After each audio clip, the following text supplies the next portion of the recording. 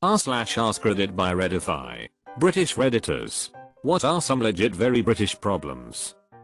Our haphazard approach to the metric system sometimes confuses tourists. We use miles on the road, pints in the pub and a complete clusterduck everywhere else.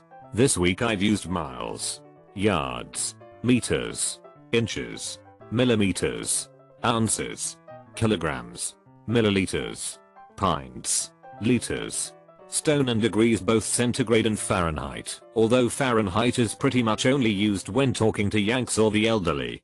Also, a British pint is 20 ounces, 568 milliliters, not a Yank pint of 16 ounces. To be honest, we'd probably have adopted metric fully in the 19th century had it not been a French invention. Fun fact number 2. Because a yard is nearly a meter, many distance signs on the roads in the UK are actually positioned in meters because highway engineers only work in metric nowadays, and the sign just pretends it's in yards. So a sign that says there is a giveaway in 100 yards may actually be saying there is a giveaway in 100 meters. Similarly, many signs in miles are positioned at a distance rounded to the nearest meter or so, because knowing exactly how far you are away from a junction / hazard / whatever isn't important. This doesn't cause a problem. Yup. A yard is 36 inches or 3 feet. And I'm pretty sure a meter is like 39 inches or something. The only conversion I remember is that an inch is 2.54 centimeters. Spending the entirety of a journey trying not to touch someone's leg with yours on public transport. That's when you place your hand on their knee and smile. M'excuse.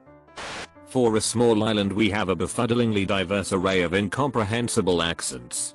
Plus our grammar is 3 shades of ducked. I'm from Bristol and only recently found out it's weird that we mix future and present tense by when asking for a location.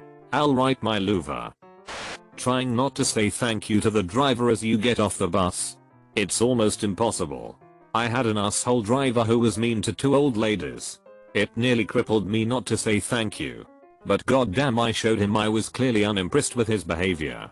It's really awkward when you go to London and the door to get off is in the middle of the bus, so you have to shout your thanks across all the people.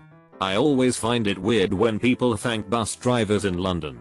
I guess partially because people have to yell it and there's never a response from the driver. It's only ever old people too. No one wanting to take the last of something.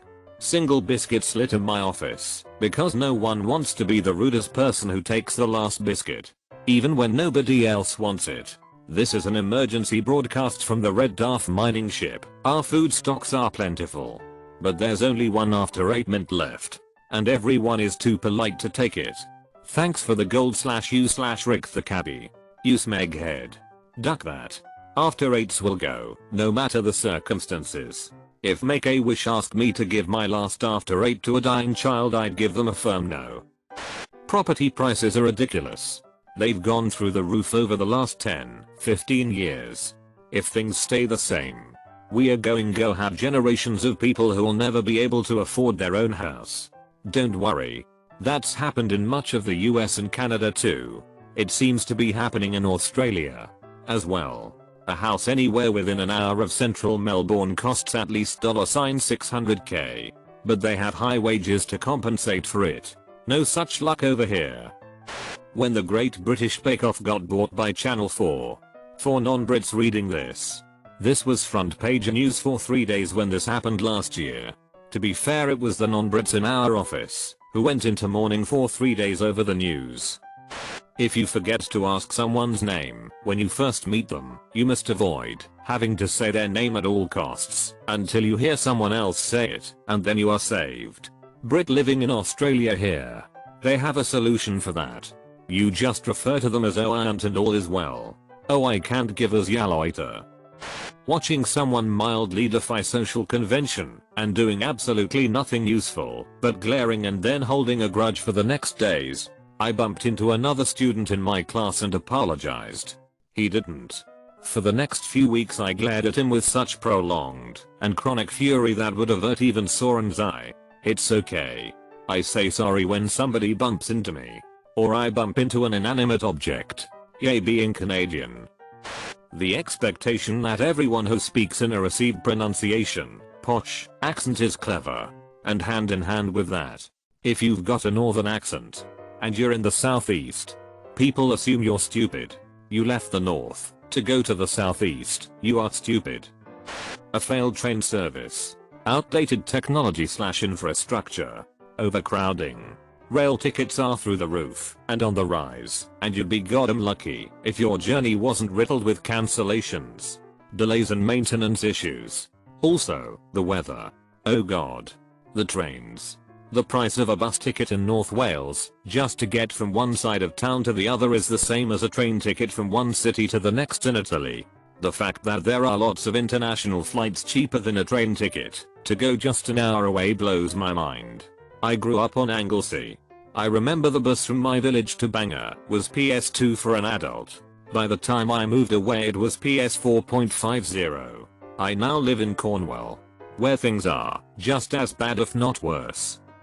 Imagine the corporate world of New York, the cultural world of Los Angeles and the political world of Washington DC all combined into one city. All roads lead to this city. All you ever hear about is this one ducking city. That's London. It's a bubble. And for anyone who doesn't live in London it gets very tiresome. Particularly because a lot of the power in the UK is centered in London. And therefore London problems are considered the most important. Which results in the rest of the UK having to hear about London's problems and Londoners acting like they are a problem everyone should care about. God, I ducking hate London. Well, about 13% of the nation lives there. More than live in the entirety of Scotland or Wales. More than the entire population of Scotland and Wales. Saying sorry to everything. I once said sorry to a tree I almost bumped into. On a similar note, I always say you're welcome to the self-service machine when it tells me thank you for shopping at Tesco / Sainsbury's / Morrison / Boots / Asda because I'm so ducking polite. I find myself saying thank you to the cash machine quite often after it's given me my money. When people, usually American, go, "Oh, you're English? I'm Irish." Because their great-great-great-great-grandparent came from there. Like, buddy, I'm more Irish than you. Calm down. This is like 50% of Americans.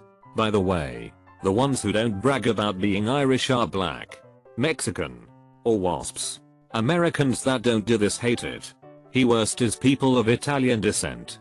But I'm Italian is a built-in excuse to be a rude ducker.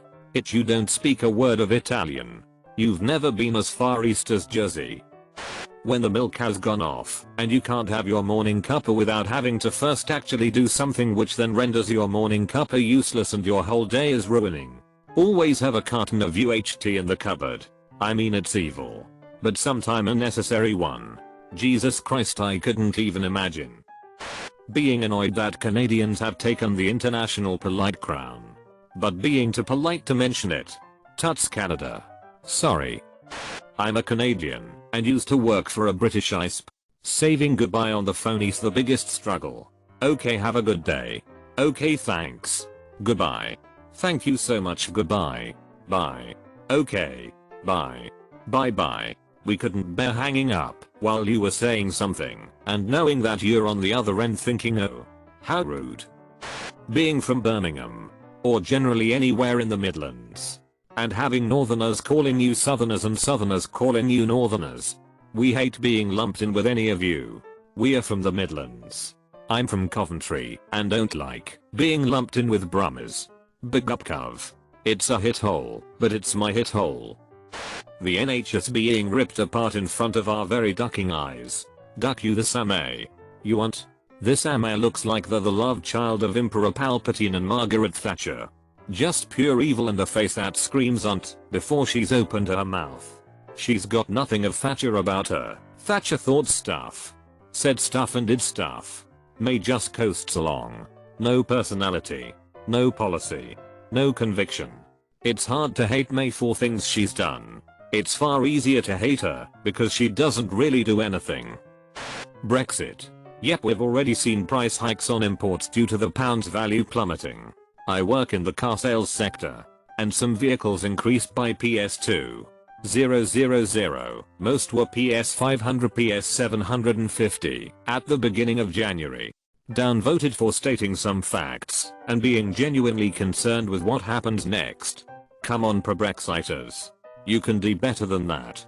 I'm not pro-Brexit. I was staunchly in favor of remaining in the EU. But a lower value pound isn't necessarily bad. Exports improve, which means manufacturing improves, etc. But all of this is irrelevant, since we'll only be able to tell whether Brexit has been a success or a failure once we've actually left. Right now, anything good or bad is simply a response to the decision, not a result of leaving the EU. Since we haven't done that yet, if things are bad at the moment, it's because more people are anticipating that we'll be worse off once we leave. Which is something that certainly shouldn't be ignored. But it's not what you would consider damning evidence that we are totally ducked. A massively underfunded NHS and social care that isn't fit for purpose. That's the scumbag ducking plan. Let the NHS get so underfunded that people will agree to creeping privatization. So we can have a wonderful private system like the US, where nothing is a corporate rip-off and nobody goes without treatment or medication just because they are not well off. The NHS is fantastic in comparison to the garbage system we have here in the States. The digestive biscuit getting soggy and falling into the tea when dunked, then slowly and sadly disintegrating in the bottom of the mug.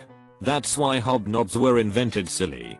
If I'm old, grey, and senile, I might one day substitute hobnobs for digestives, but as long as I have my senses about me, I will not eat the devil's biscuit, you ducking Philistine.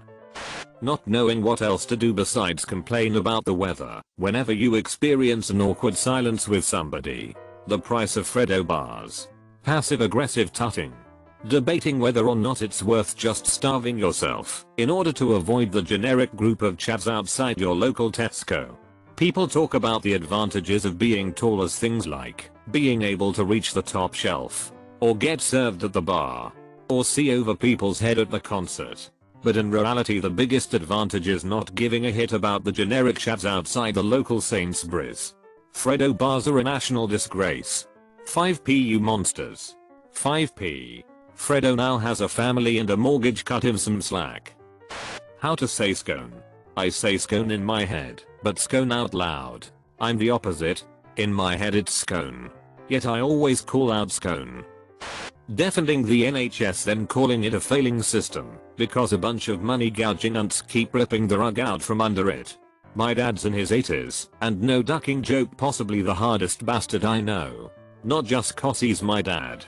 Think Chief Inspector Frost, but 6'8". Medals he can't even talk about. And scars like you wouldn't believe.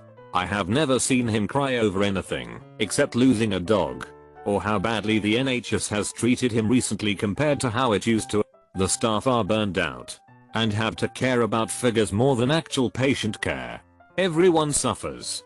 Some pinheads down in Westminster make up a bunch of nonsense. And even more people suffer. Oh. And your tea going cold. That sucks too. Or farming out parts of it to crony corporations who can then milk the taxpayer for millions for service provision. A river. I'm looking at you and your dodgy patient transport ambulances. Mrs. Brown's boys. It's so bad. Please God no.